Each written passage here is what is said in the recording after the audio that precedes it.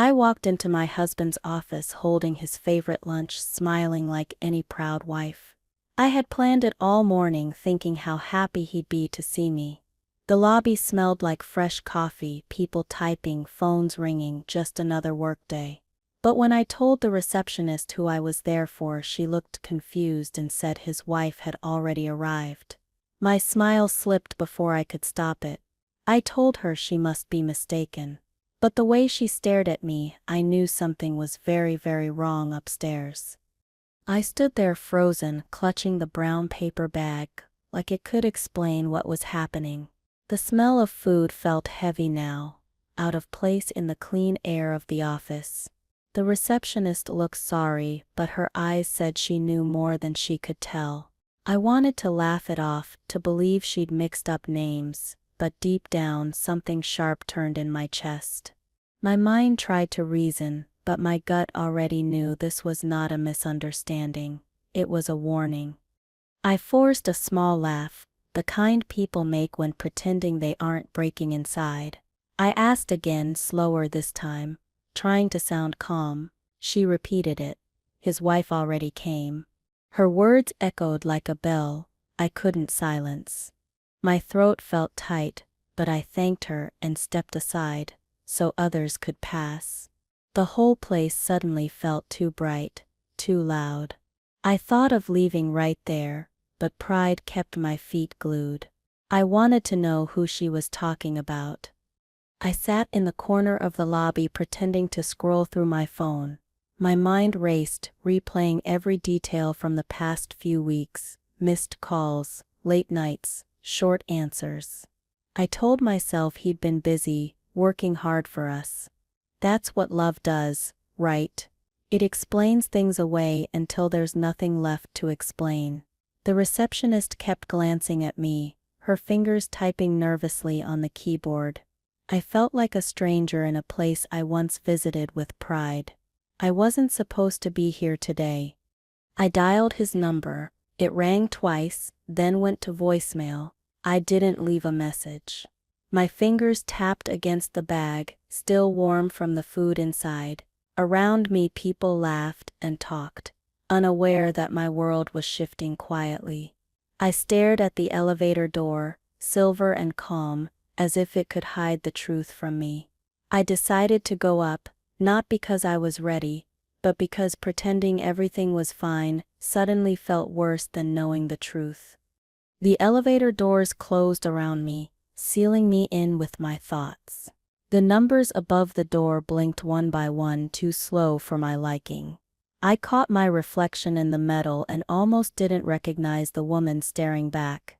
She looked unsure, scared even, but her jaw was set. I wasn't going to cry here. Whatever was happening, I needed to see it with my own eyes.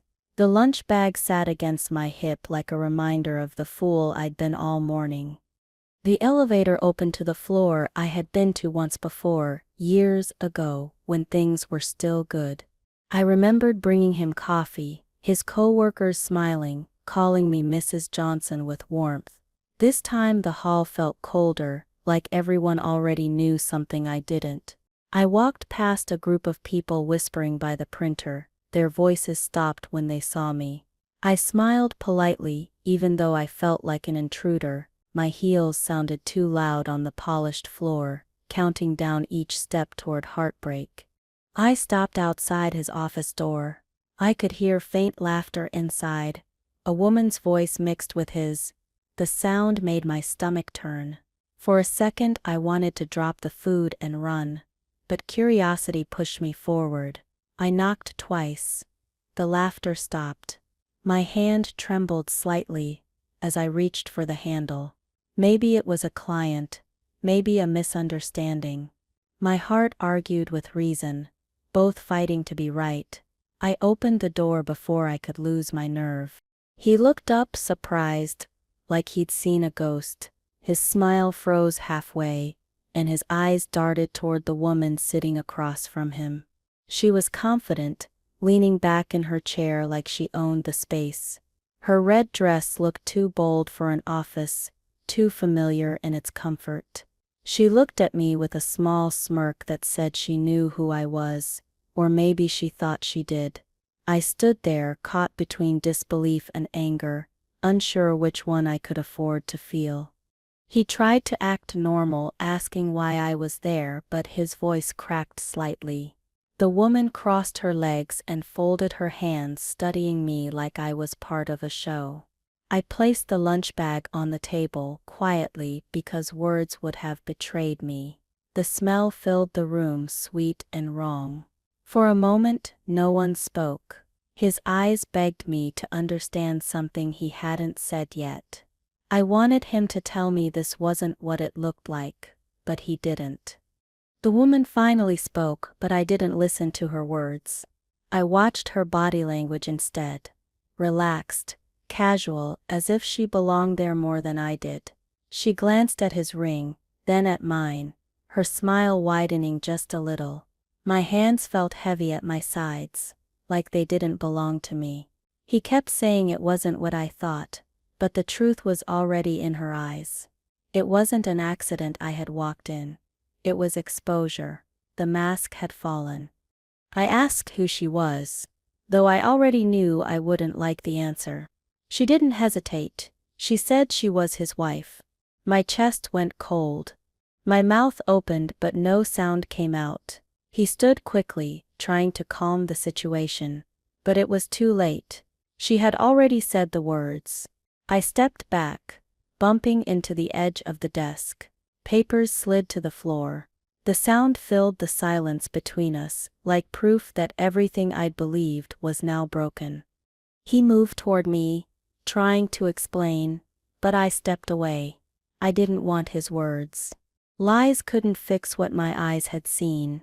The woman rose from her chair, grabbed her purse, and walked past me with a smirk that cut deeper than any insult. I watched her leave, my reflection faintly visible in the glass wall beside us.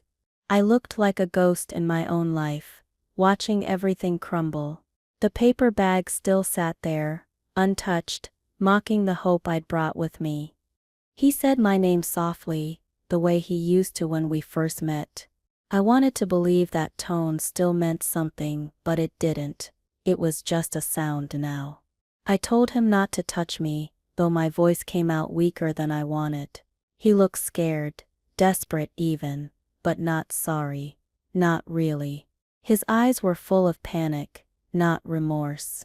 That's when I realized he wasn't sad about losing me. He was terrified of being found out. I picked up my purse and walked to the door. My legs felt stiff, like they weren't mine. I turned once, seeing him standing there, still in shock, trying to piece together his next lie. The office lights reflected on his face, making him look older, smaller. For the first time I saw him as a stranger, a man capable of living two lives. I didn't slam the door. I just closed it quietly behind me, because I didn't need noise to make my exit powerful. Outside his office, people pretended to be busy, but I could feel their eyes on me. I walked past them with my head up, even though my heart felt like shattered glass. When I reached the elevator, I pressed the button with steady hands. Inside, my reflection looked different now, tired but aware. I realized I had been living on borrowed peace, ignoring the truth that was always there. The elevator doors closed, and for the first time, I didn't know who I was anymore. When the elevator reached the lobby, I walked straight through without looking at anyone. The receptionist called after me, but I kept moving. Outside, the air felt colder, sharper. I stood by my car, unable to get in. My hands shook as I unlocked the door, but I didn't start the engine. I stared at the building's tall glass windows, wondering if they could see me from up there. Maybe he was already making excuses, cleaning up the mess. I wanted to scream, but instead I just sat there, breathing through the pain. I finally drove home, though I barely remembered the road. Every red light felt longer, every turn heavier. My thoughts kept circling the same question. How long had he been lying? The city around me blurred into colors and shapes, but none of it made sense anymore. When I parked, I saw our house exactly how we left it this morning, neat and quiet. It almost felt unfair that the walls didn't know what had happened. I carried the empty lunch bag inside, unsure what to do next. The house smelled like laundry detergent and candles, a fake kind of comfort. I placed my purse on the table and sat down, staring at the walls. His pictures were everywhere, him smiling, him laughing, us on vacations. Each one felt like a small betrayal now. I picked one up and studied his face. I tried to remember what it felt like to trust him, to love him, without doubt. That version of me didn't exist anymore. I set the photo down carefully, afraid it would shatter if I let it fall. My phone buzzed on the table. It was him. I stared at the screen but didn't answer. The ringing filled the room, then stopped, only to start again. I turned it over, face down. The quiet afterward felt strange, almost peaceful. I walked to the window, watching the neighbors come and go like nothing in the world had changed. Maybe nothing had, except for me. The person I thought I was, the loyal wife, the patient partner, she felt distant now, like someone I had played in a story that no longer made sense. He sent a message, "Please call me." It's not what it looked like. I read it twice before deleting it. My body felt heavy, like it was carrying more than bones. I went to the bedroom, sat on the edge of the bed, and stared at my hands. They were steady now. I realized how much energy I'd spent trying to keep peace, always smoothing things over, forgiving small lies. I thought love meant endurance. Maybe it was just blindness. I wanted to sleep, but my mind wouldn't rest. I walked into the bathroom and splashed water on my face. My reflection looked hollow but calm. I stared for a long time, trying to understand what I wanted. Part of me wanted answers, but another part already knew them. The problem wasn't what I saw today. It was everything I refused to see before. I grabbed a towel and wiped my face. I wasn't sure if I was angry or just tired of caring. The truth was heavy, but at least it was finally visible. The next morning, sunlight felt unfamiliar. I got out of bed and made coffee, just for myself. The kitchen looked smaller, quieter. The framed photo of us on the counter seemed to mock me. I took it down and placed it in a drawer. I didn't throw it away, just hid it, like I wasn't ready yet. The phone rang again. His name flashed on the screen, and I let it ring. I sipped my coffee and waited for it to stop. Each unanswered call felt like taking a breath of freedom. By afternoon, curiosity started creeping in. I needed to know who she was, the woman who called herself his wife. I searched his name online, checking his company's social profiles, then hers. It didn't take long to find pictures of them together at an event.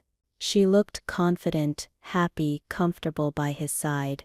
The caption said, "Celebrating another successful year with my husband." My chest tightened. He had built an entire world that excluded me, one where I didn't exist. Seeing it written out made it real, in a way words couldn't. I wanted to confront him again, but not through calls or texts. I needed to look him in the eyes and hear the lies one last time. I changed clothes, put on my jacket, and drove back to his office.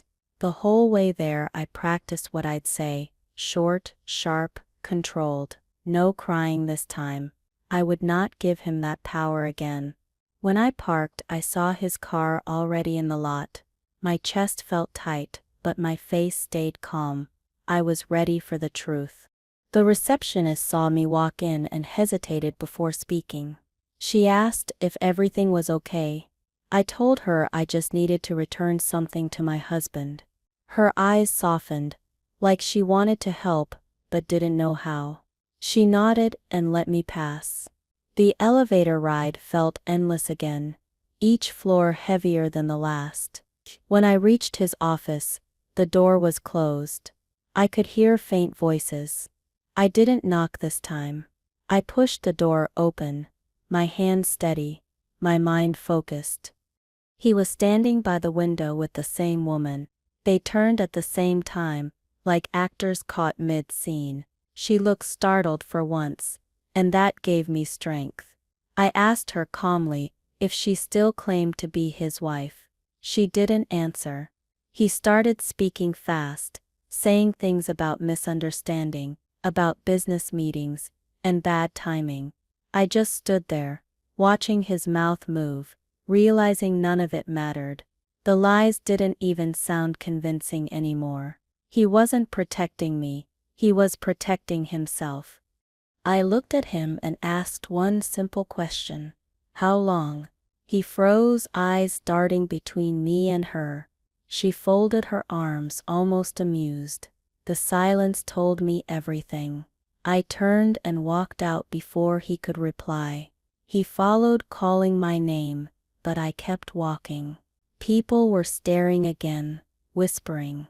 I didn't care this time. The sound of my heels on the floor was louder than his voice behind me. I didn't stop until I reached the elevator, my heart steady but breaking in quiet pieces. Outside, the sunlight felt too bright, almost fake. I walked to my car, gripping the handle but not getting in. The city moved around me like nothing had happened. My mind replayed everything: his smile, his excuses, the lies layered like paint over years of trust. I realized I had spent too long defending a version of him that didn't exist. I wasn't angry at the other woman anymore. She was just part of his performance. I was angry at myself for staying blind for so long. That night I sat at the kitchen table, staring at the untouched dinner I had made. The food went cold, but I couldn't move. My phone buzzed again. Another message from him. We can fix this. I almost laughed. Fix what? A life built on false promises. I turned the phone off completely. The silence felt better. I poured myself a glass of water and looked out the window. Somewhere out there, he was still lying, trying to control the story. I was done playing my part in it. I barely slept. When morning came, I decided to clean the house, not to make it nice for him, but to make it mine again. I took down wedding photos, folded old clothes, and packed his belongings into boxes. Every drawer had reminders, notes, receipts, trinkets that once meant love. Now they were just evidence of everything I gave up. The house began to feel lighter, almost livable. I realized that maybe starting over didn't begin with hope, it began with removing everything that lied to you. Before we continue, if you're still listening, take a moment to like this video and let me know in the comments where you're watching from. It really helps this story reach more people who might need to hear it. When I opened the hallway closet, I found a box of old photo albums. Dust covered the edges, like time itself had tried to hide them. I sat on the floor and flipped through pages. Birthdays, trips, holidays. In every photo, he looked happy, and I looked eager to please. That realization stung the most. I had been building my world around someone who never looked back at me with the same warmth. I closed the album and placed it aside, deciding some memories no longer deserved to live in daylight.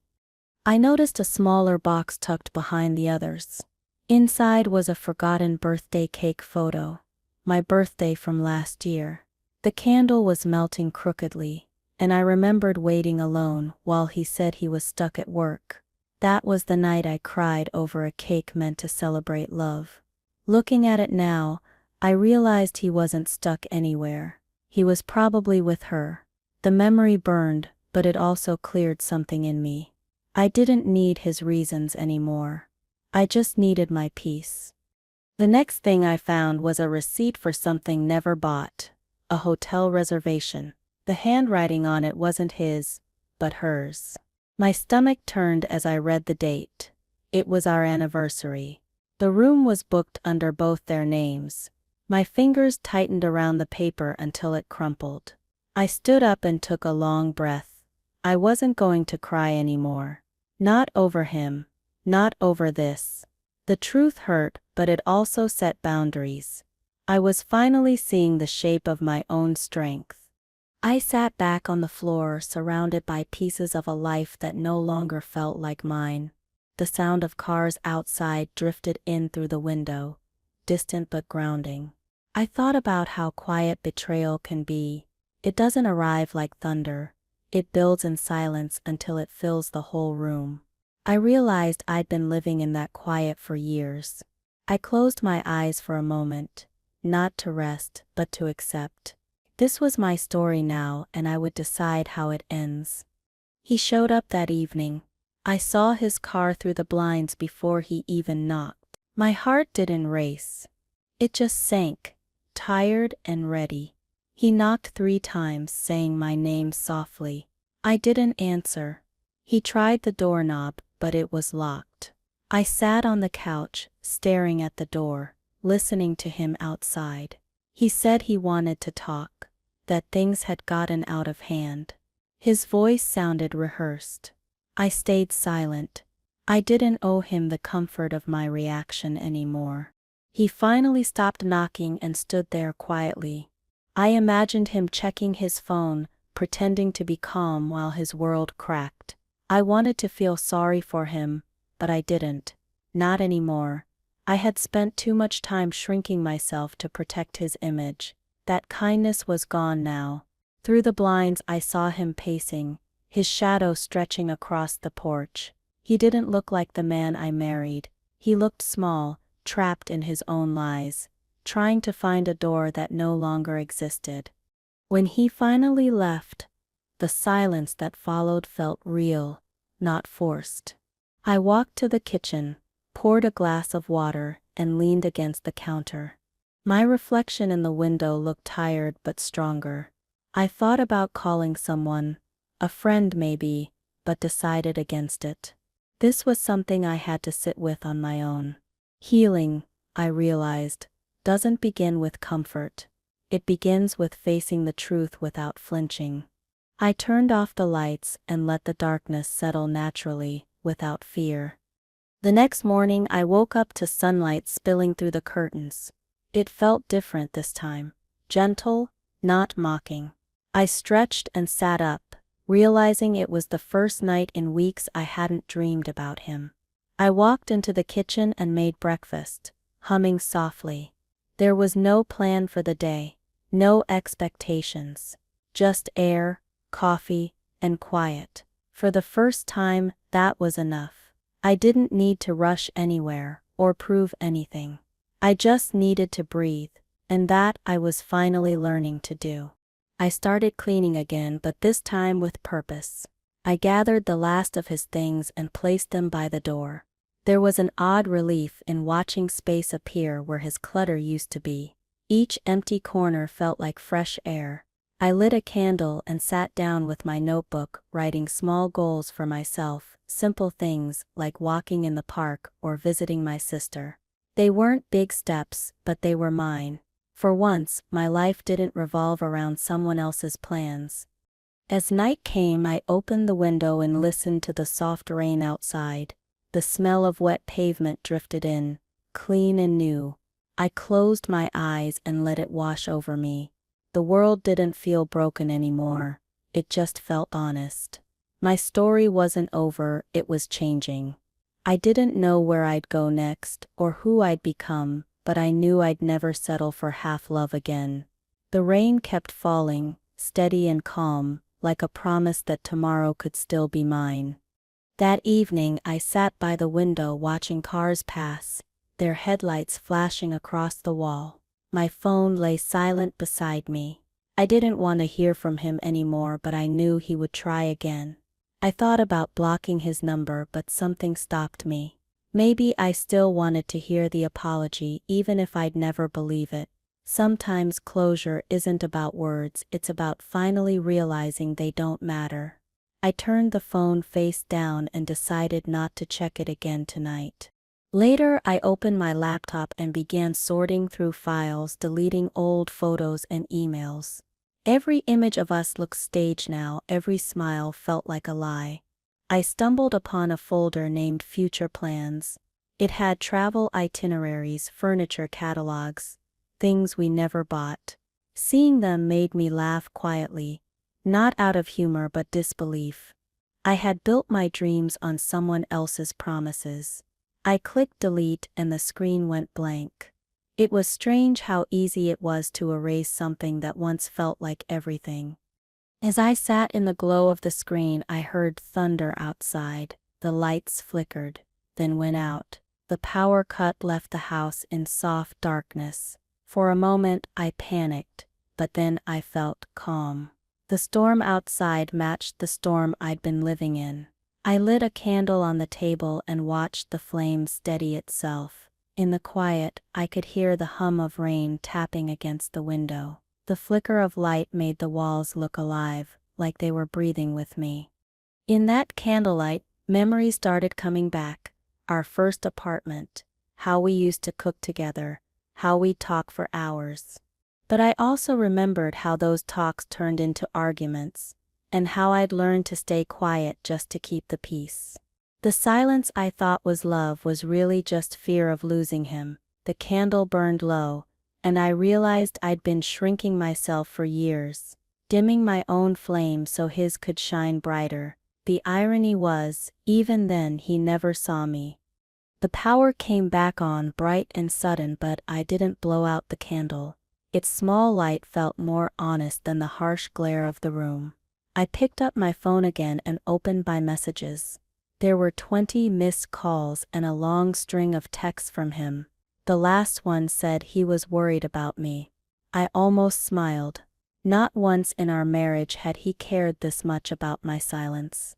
I turned off the screen and whispered to the candle, "He can worry." The next morning, I woke up early and went for a walk. The streets were wet from last night's rain, and the air smelled fresh. Every step felt lighter than the one before. I didn't have a destination, just movement. I passed a park where couples walked hand in hand, and for the first time it didn't sting. I wasn't jealous of them. I was relieved to be alone, to have no one's expectations pressing against my chest.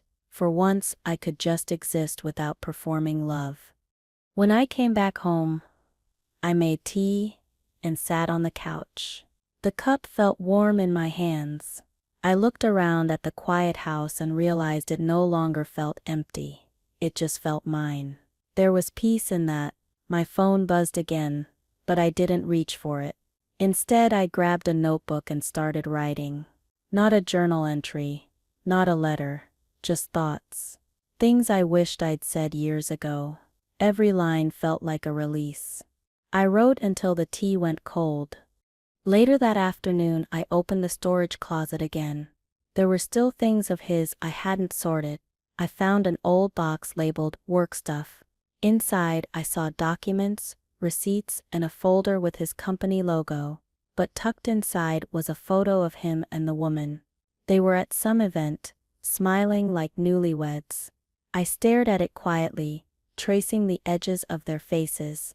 I didn't cry. I just tore the photo into pieces and dropped it into the trash. It didn't deserve to exist anymore. That night I sat on the balcony with a blanket around my shoulders. The city lights blinked in the distance. Somewhere, music played faintly from a passing car. It reminded me that the world kept moving even when my life felt paused. I realized I didn't want to stop moving either. Healing didn't mean forgetting. It meant choosing to move through the pain instead of staying stuck in it. I leaned back, feeling the cool air touch my skin, and promised myself I wouldn't go back. The next day, I went to the library near my old college. It had always been my quiet place before I met him. I hadn't visited in years. Walking through those glass doors felt strange but comforting. The smell of old books, the soft sound of pages turning. It felt like time hadn't touched this place. I picked a random novel from the shelf and sat by the window. Reading used to be my escape, but now it felt like rediscovering a part of myself I thought was gone. While sitting there, I noticed a library book on the next table, left open. Someone had underlined a sentence that said, "You are not the things done to you." I read it twice, letting the words sink in. For the first time, I didn't feel like a victim. I felt like someone who had survived. I closed the book gently and smiled to myself. Maybe that's what life was, learning to find small messages of hope in unexpected places, even in borrowed books left behind by strangers. When I got home, I made dinner, just for one. I set the table, lit a small candle, and poured a glass of juice. I didn't rush through the meal or check my phone. I just ate, slowly, enjoying the quiet. It felt strange to eat without waiting for someone else, but it also felt right. This was what independence looked like, not big moments, just ordinary peace. After I finished, I cleaned up and left the dishes to dry. There was something healing about small routines done alone. As I walked past the mirror, I caught a glimpse of myself and stopped. I looked at my reflection for a long time. My eyes didn't look sad anymore. They looked alert, alive. I hadn't seen that woman in years. I smiled softly, realizing I was starting to like her again. I didn't need makeup, approval, or promises to feel whole. I just needed honesty. The mirror didn't show a broken wife anymore. It showed someone who had been through the fire and was still standing. Later that night, I decided to go through his emails one last time, not to torture myself but to finish what I started. I found messages confirming hotel stays, meetings that never happened, and dinners labeled as late work nights. Each line was a thread unraveling his double life. But one message stood out, a reminder about an upcoming event with my wife. The date matched the day I surprised him at work. He had invited her, not me. It was the proof I didn't need, but somehow still wanted. I closed the laptop and sat in silence. I realized the truth was complete now. There was nothing left to uncover. I didn't need revenge or answers anymore. I just needed distance. I went to the closet, pulled out a suitcase, and started packing what I'd take if I left. Not because I had to, but because I could. Every folded shirt felt like reclaiming power. I wasn't running away from pain. I was walking toward freedom, and for the first time that thought didn't scare me. Before bed, I stepped outside for some air. The night sky was clear, full of stars. I couldn't remember the last time I had looked up like this. I used to be too busy worrying, too focused on fixing things. Now I just stood there, letting the quiet stretch around me. I thought about how strange healing is. It doesn't feel like victory. It feels like breathing after being underwater too long. I whispered to the sky, not to him, not to anyone, just to remind myself I was still here. The next morning I woke up early and started organizing my things for real. I made a list of what to keep and what to let go of. I decided to sell a few things that reminded me of him.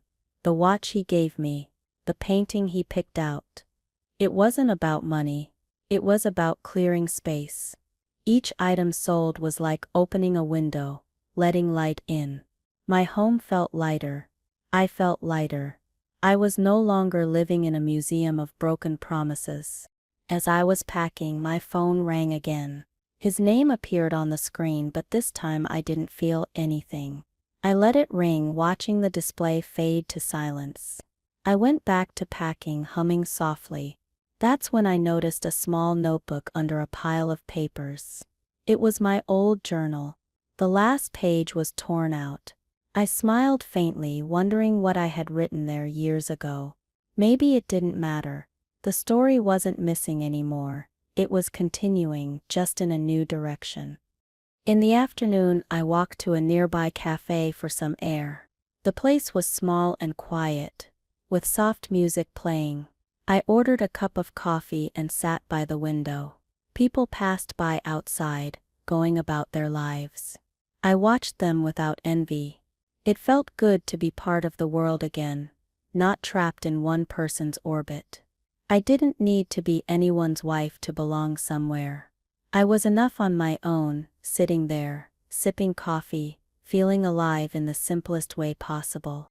On my way back home, I stopped by a small thrift shop.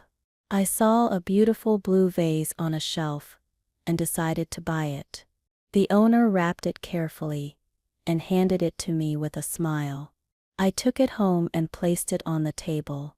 It didn't match anything else in the room, and that's exactly why I liked it. It was new, different, mine.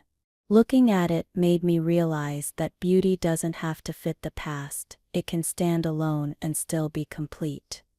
That evening, as I folded laundry, I thought about forgiveness. Not the kind that excuses people, but the kind that frees you. I wasn't sure I could forgive him yet, but I could forgive myself for trusting, for waiting, for trying too hard. I had loved with everything I had, and there was no shame in that. The pain didn't mean I was foolish, it meant I had a heart big enough to care. I decided that was something worth keeping, even if he never deserved it. The rain started again that night, soft and steady.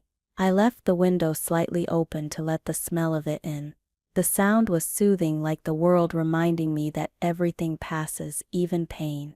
I sat by the window sipping tea, feeling a quiet peace in the rhythm of the drops. I remembered the first time he told me he loved me. It had rained that day too. I smiled at the memory, not because I missed him but because I had finally stopped needing it to mean forever. The next morning I decided to take a small trip. I didn't know where yet, but I wanted to see something new, something untouched by old memories. I packed a small bag with essentials and booked a weekend bus ticket. It wasn't a big journey, just enough to remind myself I could still go places alone. As I zipped the bag, I felt something shift inside me, like a quiet confidence returning. I wasn't escaping anymore. I was exploring who I was without the weight of his shadow. Before leaving, I wrote a short note and left it on the kitchen counter. It wasn't for him. It was for me. It said, "You did your best, and that's enough." I looked around one last time at the home that had been both comfort and cage. Then I locked the door and walked to the car. The morning sun felt warm on my skin. It was strange how the same light that once revealed pain now felt like hope. I started the engine and didn't look back. As I drove away, the city looked different, still busy, still loud, but somehow softer. I passed the tall glass building, where everything fell apart, but it didn't hurt anymore. It was just another place in a world full of them. I smiled faintly and turned on the radio. A song I used to love came on, and this time I didn't think of him. I just sang along quietly. My story wasn't about heartbreak anymore. It was about rediscovering the sound of my own voice. The highway stretched open before me, long and quiet. I rolled the windows down, letting the wind rush through my hair. It felt like freedom, even if it was only for a few hours. The further I drove, the lighter I felt. No calls, no messages, no past pulling at my sleeve. Just the sound of the road and the hum of the engine. I wasn't running away. I was reclaiming space in my own story. Every mile between me and that house felt like a chapter closing behind me. I stopped at a small diner just off the road. The smell of coffee and fresh pie filled the air. The waitress smiled as if she'd been waiting for me. I sat at the counter, ordered a slice of apple pie, and watched the locals talk about weather and crops. None of them knew me, and that anonymity felt safe. I wasn't anyone's wife or secret or disappointment here. I was just a woman eating pie on a quiet afternoon, reminding herself that life could still feel simple and sweet. After leaving the diner, I walked across the parking lot and noticed a small thrift store nearby. The sign outside read "Yesterday's Finds." Something about it drew me in. Inside, the shelves were crowded with forgotten lives. Old toys, dusty books, faded photographs.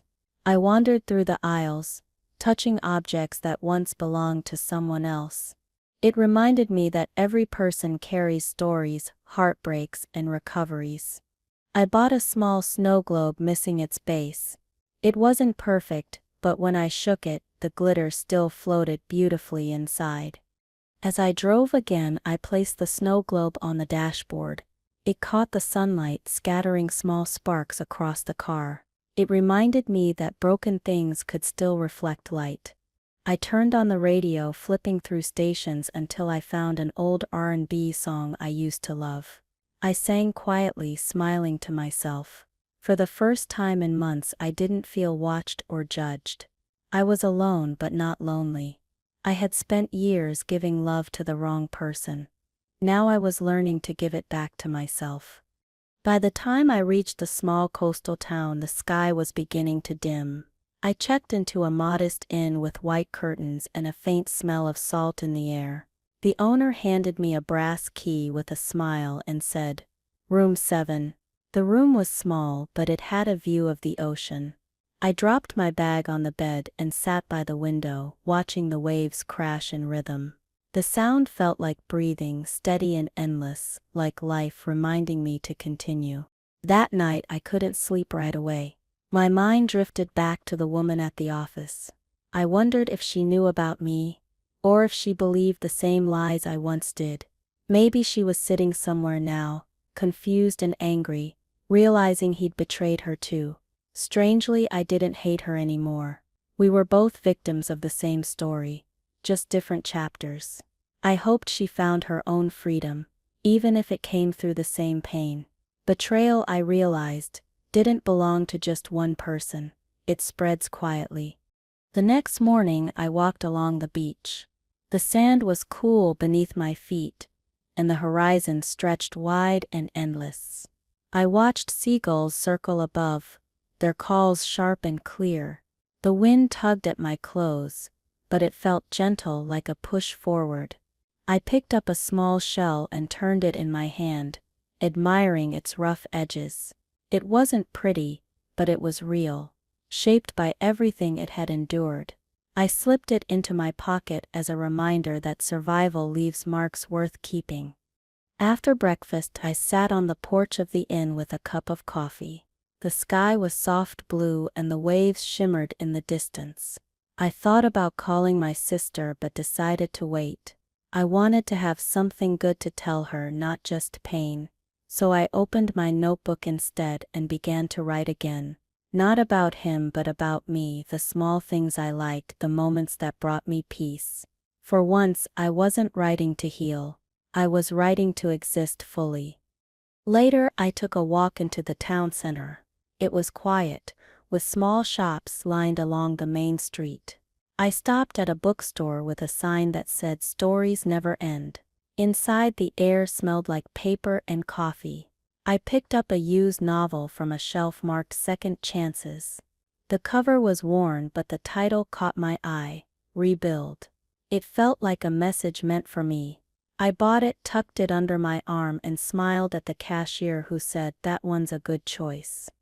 That evening, back at the inn, I sat by the window reading the book. The main character was a woman who lost everything. Her marriage, her job, her sense of self, but she rebuilt from nothing. Her story wasn't about revenge, it was about rediscovery. I saw pieces of myself in every page. By the time I closed the book, the sun had set completely. The reflection of my face in the window looked softer now. Not broken, just quieter, steadier. I whispered to myself, "I'm going to be okay." The following morning, I woke to the smell of rain. It pattered against the roof, gently, like a lullaby. I wrapped myself in the blanket and opened the window slightly. The air was cool and clean, carrying the scent of the sea. I breathed it in deeply. It reminded me of childhood, of simpler times before love became complicated. I realized healing wasn't about forgetting him. It was about remembering who I was before him. That girl still existed somewhere beneath all the hurt, waiting for her turn to live again. When the rain cleared, I packed my things and checked out of the inn. The owner wished me well, and I thanked her for the kindness she didn't even know she gave. I drove back home slowly, taking the long road along the cliffs. The view was breathtaking, the ocean stretching endlessly beside me, waves crashing against rocks. It felt symbolic, like the world showing me what resilience looked like. The road ahead twisted and turned, but it was still beautiful. I realized that was true for life too. When I arrived home, everything looked the same yet different. The house no longer felt heavy. It wasn't a cage anymore, it was a space to start over. I unpacked my bag, placed the snow globe on the shelf and the seashell beside it. They didn't match, but they both told my story, imperfect things that still held beauty. I poured a glass of water and sat by the window, watching the evening light fall across the floor. I didn't feel lonely, I felt present, grounded, quietly at peace. Days turned into weeks. I went back to work, kept to myself, and found small joys in ordinary things: fresh coffee, friendly smiles, soft music at night. My coworkers noticed I seemed different, lighter somehow. I didn't explain. Some stories don't need telling, they just show in the way you carry yourself. One afternoon, I caught my reflection in a glass door and smiled. I was no longer waiting for life to happen to me. I was living it, one small act of courage at a time. One evening, I received an envelope in the mail with no return address. Inside was a single photograph, him and her torn in half. No note, no words. I stared at it for a while before placing it in the trash. It didn't matter who sent it. Maybe she had found out too. I hoped she did.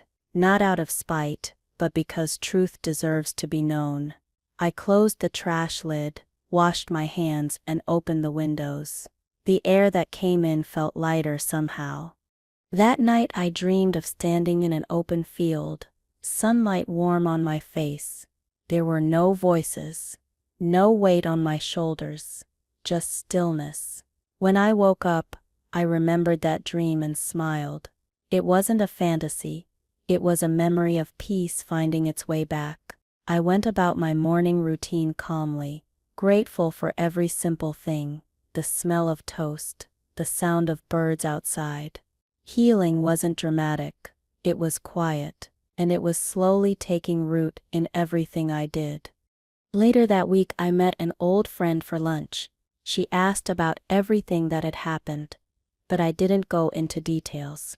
I just said, "I'm doing better now." She reached across the table and squeezed my hand. I realized how long it had been since I let someone hold my hand without fear or tension. That small touch reminded me of human kindness, the kind that doesn't demand anything. We laughed about old memories, and for a moment, life felt soft again, almost like coming home. When I returned home, there was a message from him on the answering machine. His voice sounded strained. He said he'd made a mistake, that he wanted to talk, that he missed me. I didn't delete it right away. I listened to the tone, the pauses, the forced sadness. It was all familiar, rehearsed. Then I pressed delete. The click was satisfying, like closing a door that had stayed open too long. I didn't feel hate or regret. Only relief. Some people don't need closure, they just need silence. I spent that weekend reorganizing my living room. I moved furniture, changed the curtains, added plants. It felt symbolic, like rearranging my heart. Each corner looked brighter, more like me. While cleaning a drawer, I found a small voice recorder I had forgotten about. I pressed play, curious. It held one old file, his voice, apologizing after our first big fight. I listened for a few seconds, then stopped. It sounded empty now. I deleted it without hesitation. That simple act felt like reclaiming every piece of myself I'd given away. That night I lit a candle and sat beside it with a cup of tea. I thought about everything I'd lost, but also everything I'd gained. I wasn't the same woman who once carried lunch to an office full of lies. I was someone who had seen betrayal, and still chose to believe in light. The flame flickered softly, reflecting in my eyes. I whispered a quiet promise to myself, to never settle for less than honesty again. The candle burned steady, like it agreed with me. Over the next few weeks, I started volunteering at a local community center. Helping others reminded me how healing multiplies when shared. I taught a small class on writing, and one of the students told me, "You sound like someone who's lived through storms." I smiled. Maybe I had, but storms also wash things clean. Every story they wrote felt like a reminder that life goes on, no matter how it breaks. I realized I was no longer just surviving my pain. I was using it to help others heal too. One afternoon, while walking home, I saw a couple arguing by a car. The woman's voice cracked with frustration. The man looked defensive, distant. I paused, feeling that old ache rise up. But then I kept walking. Their story wasn't mine to fix, and I no longer saw my reflection in every broken thing. I had my own life to protect, now. The realization felt like armor, not cold or hard, but strong enough to keep me steady. I finally understood that empathy doesn't require self-sacrifice. At home, I started painting again, something I hadn't done in years. The canvas sat in the corner of my living room, bright colors spreading across it slowly. Each brushstroke felt like breathing. I didn't plan what I was painting, I just let my hands move. When I stepped back, I saw an image of a woman standing in the rain, holding a candle that refused to go out. I smiled. It wasn't perfect, but it was me. Art, I realized, was how my heart spoke when words weren't enough. That night, as I cleaned my brushes, I heard the faint sound of church bells from somewhere far away. It was a comforting sound, low and rhythmic. I stood by the window, listening until they faded. It made me think about time, how it keeps moving, no matter who stays or leaves. I used to fear that. Now I found comfort in it. Life didn't wait for anyone, but it always gave second chances. The trick was being brave enough to take them when they came. Before going to bed, I wrote a note in my journal. I am no longer who I was, and that's a good thing. I closed the book and placed it on the nightstand. The house was quiet, but not empty. It felt alive again, breathing with me. I turned off the lights and lay in bed, eyes open, heart calm. I didn't need closure from him, or approval from anyone. I already had what I needed, a new beginning, waiting patiently for me to claim it. Morning light filled the room, soft and golden. I made coffee and opened the window, letting the breeze flow in. The smell of roasted beans mixed with fresh air, and I felt something like gratitude. It wasn't happiness exactly, it was peace. I realized how much energy I used to spend on waiting. Waiting for him to come home, to apologize, to change. Now I didn't wait for anyone. I just lived. I took a sip and smiled quietly. Sometimes freedom doesn't roar. Sometimes it just hums softly in your own kitchen. Later that day, a friend from work invited me to a small gathering. I almost said no, but then I thought, why not? It was time to step back into the world. That evening I dressed simply, no heavy makeup, just myself. The place was warm, full of laughter and music. People talked about movies and plans, nothing deep, nothing heavy. I joined the conversation, laughing at stories, realizing I didn't have to hide anymore. I could just be.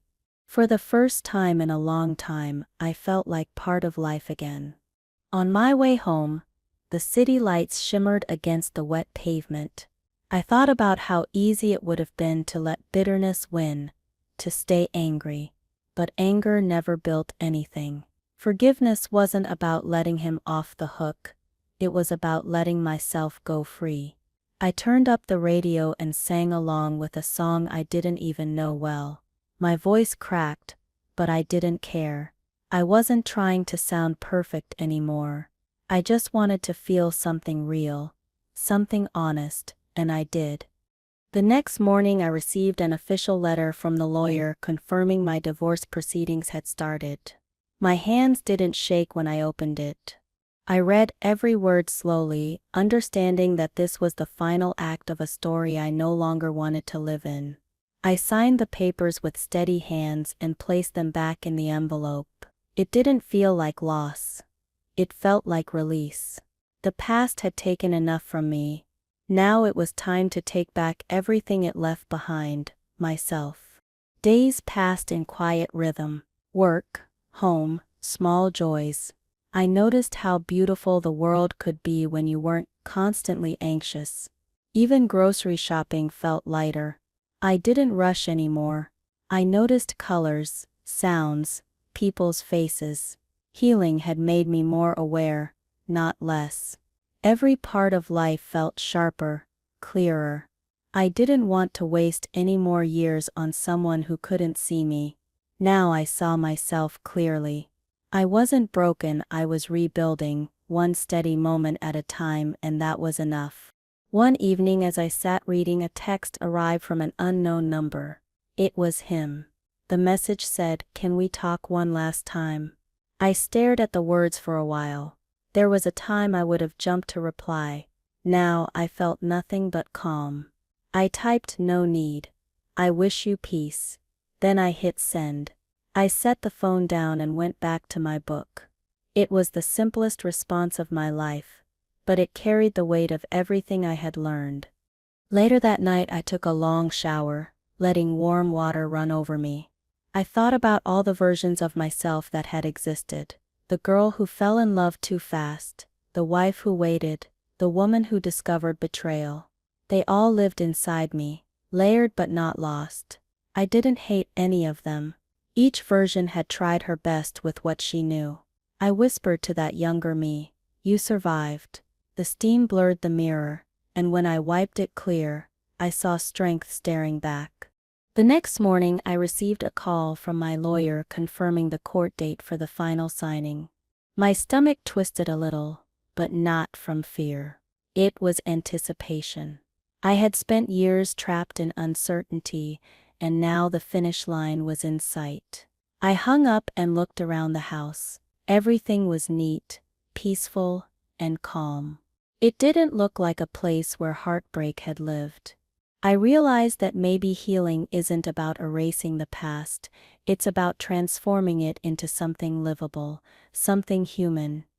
That weekend I decided to take another short trip, this time by train. I wanted to see somewhere new, just for myself. As the train moved through green fields and small towns, I watched the scenery blur into color. A little boy in the seat ahead laughed with his mother, and the sound warmed me. Life was still kind, even after everything. I leaned my head against the window and smiled. I didn't need to know where I was going exactly. I just knew I wasn't going back. When I returned home, there was a thick envelope waiting at the door. It was from my lawyer. Inside were the final documents. Divorce granted. My name stood alone now, clean and separate. I sat at the table reading through the pages. The silence in the room felt sacred. I signed the final page, then exhaled deeply. I wasn't anyone's wife anymore. And strangely, that didn't feel like loss. It felt like truth. I folded the papers neatly and placed them in a folder labeled finished. It felt exactly right. That night, I poured a glass of wine and sat on the balcony. The city lights glittered like scattered stars. I thought about him, not with anger, but with distance. I wondered if he had found peace, or if he was still running from himself. Either way, it wasn't my concern anymore. I had built enough strength to stop carrying other people's chaos. I raised my glass slightly to the sky, whispering a quiet toast. Not to endings, but to beginnings that start quietly, in the stillness of self-respect. Weeks later, I started a small blog sharing pieces of my journey under a pen name. I didn't expect anyone to read it, but people did. Messages began to appear. Women telling me my words made them feel less alone. It humbled me. Pain had become purpose without me even trying. I realized that when you tell your truth, it often becomes someone else's lifeline. Each post I wrote was a step further away from the woman who once begged for love, and closer to the one who finally gave it to herself. One afternoon I received an email from a publishing platform offering to feature one of my posts. It was called "The Day I Stopped Waiting." I smiled when I saw the title. It was about that morning at the office. The beginning of everything ending. I agreed to share it publicly. I didn't hide behind fear anymore. If my story could help someone else walk out of their own broken space, then it had meaning. The woman who once cried outside that glass building now had a voice again.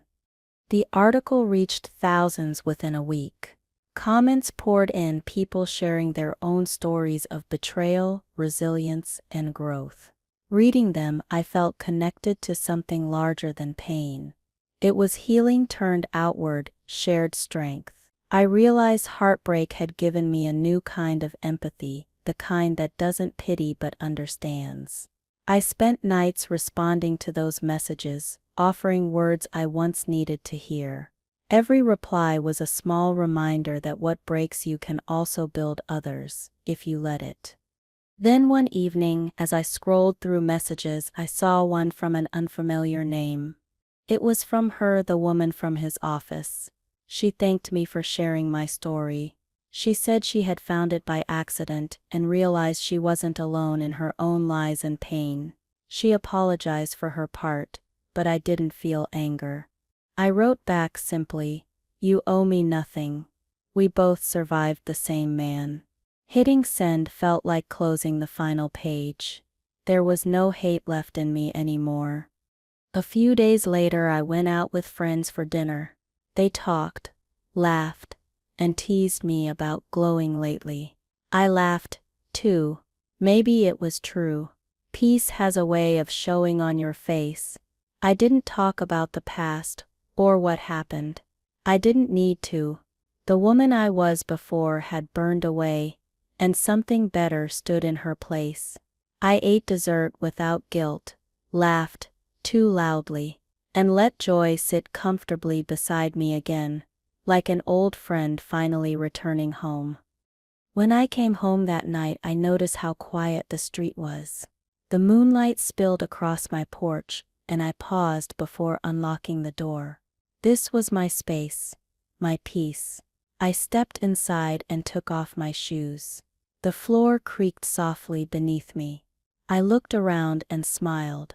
Every wall, every picture, every small thing inside this house had seen my transformation. It was no longer the place where love died. It was the place where I learned to live. That realization filled me with calm. I went to the shelf and picked up the small snow globe I had bought from the thrift store on that first trip. I shook it gently, watching the glitter swirl around the tiny frozen scene inside. The base was still missing, but I didn't care. It was beautiful in its incompleteness. It reminded me of myself, still standing, still shining, even without everything intact. I placed it back beside the seashell and smiled. Together they were quiet proof that broken things can still hold light. Before going to bed, I opened my diary and wrote again.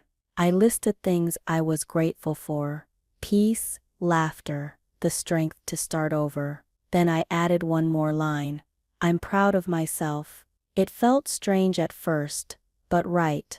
I closed the diary and placed it on the nightstand. The act wasn't dramatic or loud, but it was powerful. I used to wait for others to see my worth. Now I saw it clearly. I turned off the lamp, the glow fading as sleep came softly. The next morning I woke early and went for a walk. The streets were quiet, the air crisp. I passed by a park where children played, their laughter ringing like small bells. Life was moving on, and so was I. I sat on a bench, watching the sunrise paint the sky orange. I used to think healing would look like fireworks or a dramatic victory. But it looked like this: quiet mornings, deep breaths, and a heart finally unafraid of its own rhythm. I smiled, feeling whole again.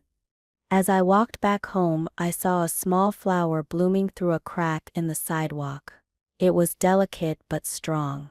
I stopped to look at it, realizing it had grown where nothing else could. It felt like a mirror of my own journey. Growth didn't always happen in the right places, it happened where you refused to give up. I crouched down, admired it for a moment, and kept walking. The world, I realized, still had beauty everywhere. I just needed to start noticing it again. That week I met with my lawyer one final time to sign the closing documents. He congratulated me, saying it was officially done. I nodded, smiling politely. There was no celebration, no tears, just quiet acceptance. As I walked out of his office, the sun hit my face through the glass door and I paused for a moment. It felt poetic somehow, walking out of one office free after walking into another one broken months ago. Life had a strange way of balancing itself when you chose to let go. That evening I cooked a proper dinner for myself, roasted vegetables and rice, nothing fancy. I set the table with one plate, one glass, one candle. It wasn't about loneliness anymore. It was about appreciation. I sat down and ate slowly, savoring each bite. Halfway through I realized I was smiling for no reason. There was no one to impress, no one to wait for, just peace sitting across from me. I raised my glass quietly and whispered, "Here's to me," and that felt like the purest toast of all. Later that night I opened the window and looked out at the city lights. Somewhere far off I could hear faint music, maybe a party, maybe a street performer. It made me smile. I wasn't afraid of noise anymore or of quiet. I was learning to live in balance again. My reflection in the glass looked steady, like a woman who had earned her calm. For the first time, I didn't feel like I was recovering. I felt like I was living. There was a difference, and I could feel it. Before sleeping, I placed my hand on my heart and took a deep breath. I thought about the girl who walked into that office with a lunch bag, full of love and hope. She didn't know she'd walk out alone, but stronger.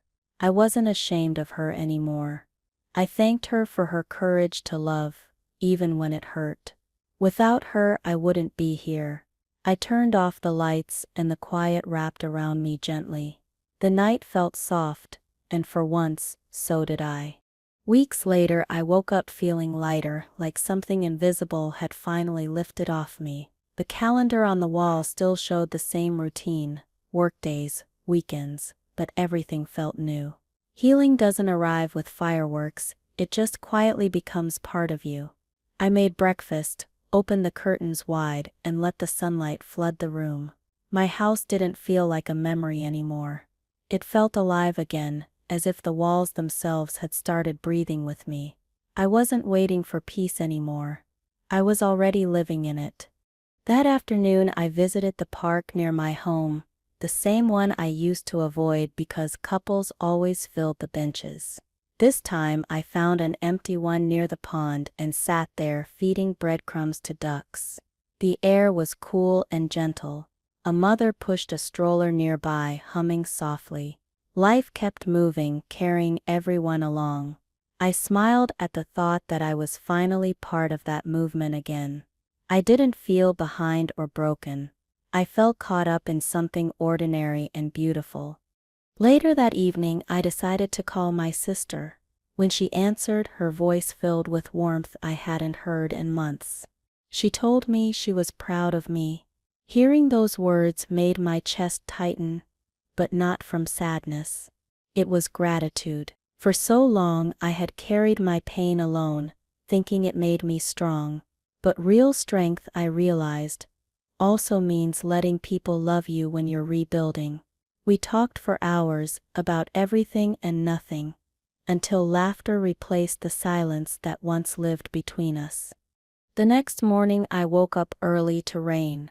It fell softly against the windows, steady and calm. I brewed tea and stood watching it from the kitchen. The smell of rain on the street reminded me of that day at his office, but it didn't hurt anymore. That memory had lost its power. It was just another moment in a life full of them. I took a sip of tea and whispered to myself, "You made it." Saying it out loud felt like a final piece clicking into place. When the rain cleared, I decided to go for a drive with no plan in mind. The city looked fresh, washed clean. I rolled the windows down and let music fill the car. At a red light, I saw people crossing the street, each lost in their own worlds. I realized everyone carries unseen stories, pain, hope, small triumphs. It made me feel connected, not lonely. My story wasn't a tragedy anymore. It was one among many, and that made it less heavy, more human. I kept driving forward. That weekend I visited a small art market downtown. Paintings, jewelry, and handmade crafts filled the stalls. One vendor sold bracelets with words etched into metal plates. I picked one that said "Becoming." The word felt right, unfinished, alive. I bought it and slipped it onto my wrist. The metal was cool against my skin, grounding me.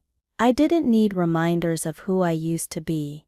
I needed reminders of who I was becoming. That small bracelet felt like a quiet promise I could carry everywhere. Later, as I walked home, I passed by a wedding party taking photos near the park. The bride laughed as her veil caught the wind. For a second I felt an old ache stir, but it passed quickly. Love wasn't the enemy, it just had to be real the next time. I wished her well silently and kept walking. My own story didn't end with heartbreak, it paused so I could learn what love actually meant. And maybe one day I'd try again, not from need but from wholeness. When I reached home, the mailbox was full.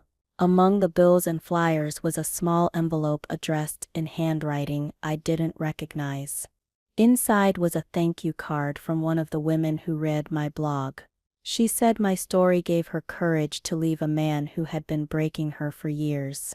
I held the card close for a long time. The pain I thought had destroyed me was now helping someone else rebuild. That realization felt bigger than revenge. It felt like purpose. That night I made a list of goals, not for survival but for living. Simple things: learn to swim, visit another country, take a dance class. I smiled as I wrote, realizing how much I had left to experience. The world wasn't something I had to face, it was something I got to explore. I taped the list to my mirror. For years I had stared at that reflection, searching for love in someone else's eyes. Now I saw it in my own handwriting, steady and clear.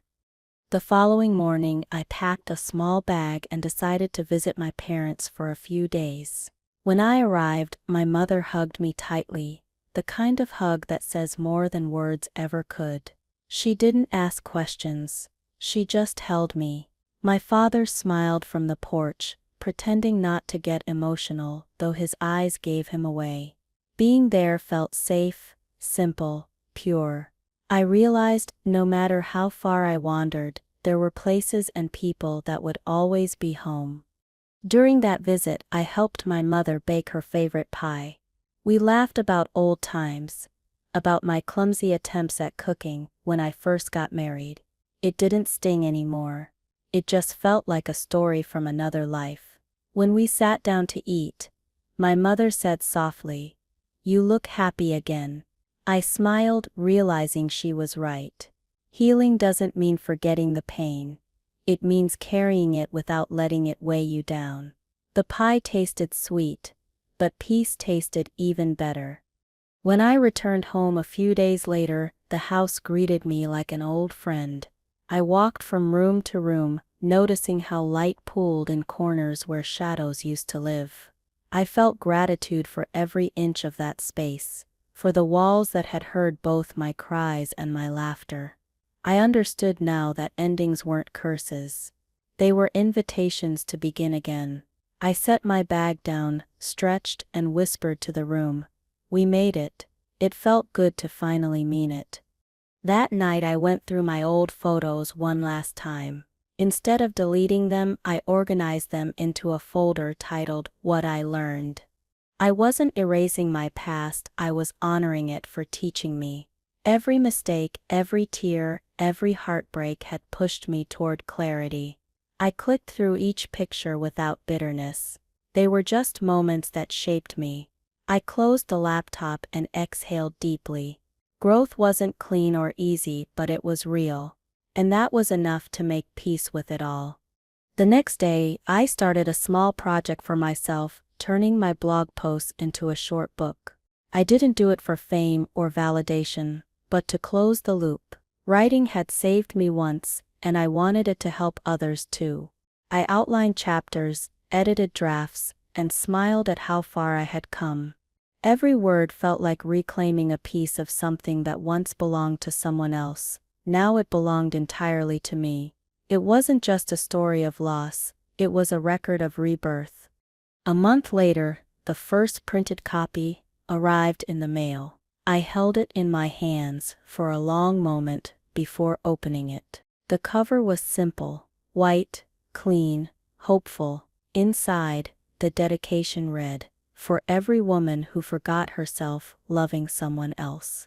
I traced the words with my finger and felt tears rise, not from pain, but pride.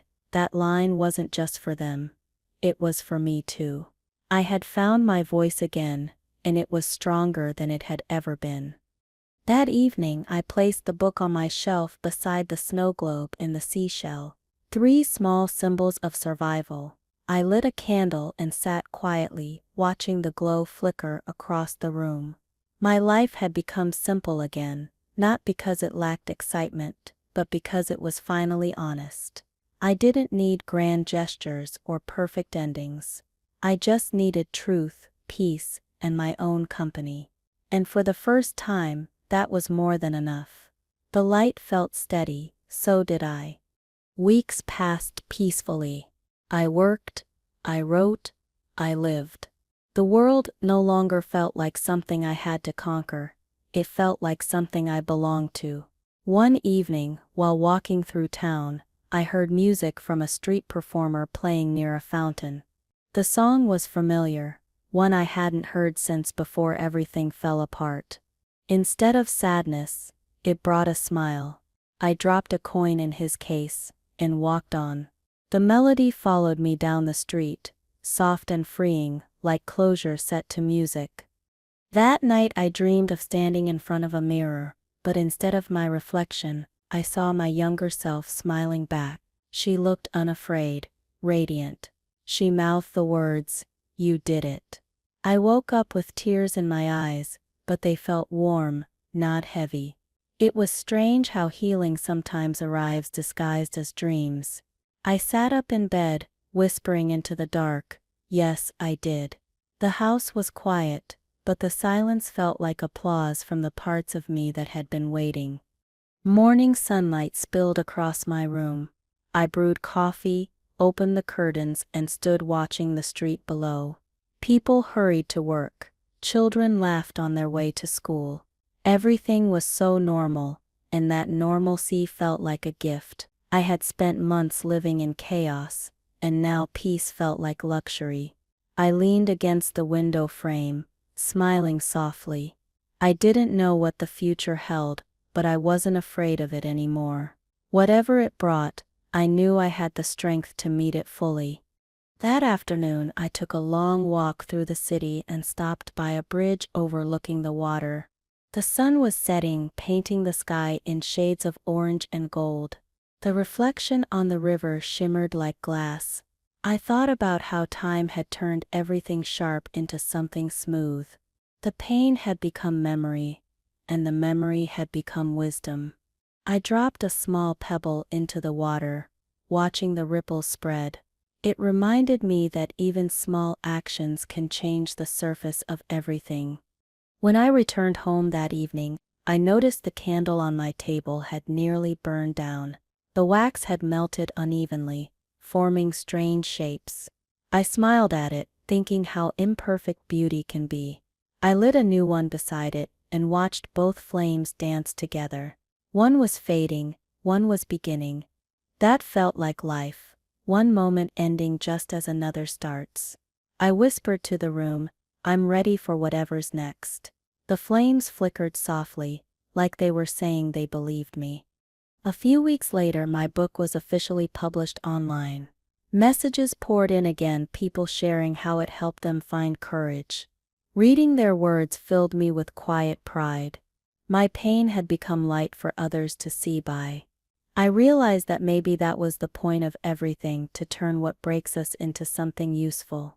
Not every wound closes cleanly, but every scar tells a story. And mine, finally, wasn't a story of loss anymore. It was one of strength, hope, and starting over. One evening, as I sat on the balcony, the sound of church bells drifted through the city again.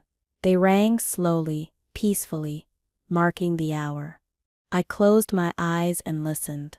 Each tone felt like a heartbeat, steady and calm.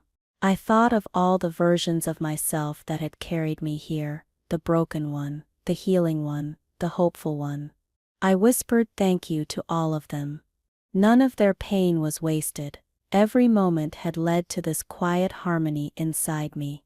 The wind picked up slightly, brushing through my hair. I looked out at the city lights and felt a deep sense of stillness. I wasn't waiting for love or destiny anymore. I already had both in my own presence, in the peace that lived quietly in my chest. The night stretched wide and calm, full of promise. I lifted my chin toward the stars, smiling softly. This wasn't a happy ending, it was a true one. And for me, that was far better than perfect. I blew out the candle beside me, the last bit of light fading into the soft night. My reflection in the window looked steady, grounded, and whole. The woman who once walked into that office full of hope had been shattered, but she rebuilt herself piece by piece until she became someone new. Not a victim, not just a survivor, but a creator of her own peace. I whispered quietly, "You did it." Then I closed the window, turned off the lights, and finally went to rest.